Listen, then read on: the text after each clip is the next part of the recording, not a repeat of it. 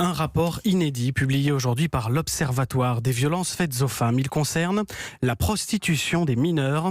Elle serait entre 5 et 8 000 en France. Marion Dubreuil, qu'apprend-on dans ce rapport ? Eh bien, premier renseignement, la moitié de ces prostituées mineures a grandi dans une famille marquée par des violences conjugales. Pour elles, la violence est banalisée. Elles en ont elles-mêmes été victimes directement.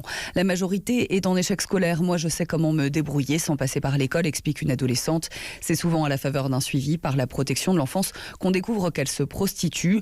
Pour le reste, il s'agit de signalements transmis par l'éducation nationale. C'est le cas de ce proviseur de collège qui a surpris une élève de 15 ans dans les toilettes avec 3 lycéens et dans une moindre proportion par les parents.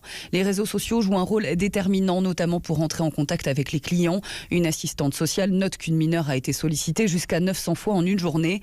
La plupart du temps, ces adolescentes ne se considèrent pas comme victimes et elles incitent même leurs amis à se prostituer. 350 € par nouvelle fille recrutée. Les réseaux se développent ainsi par contagion.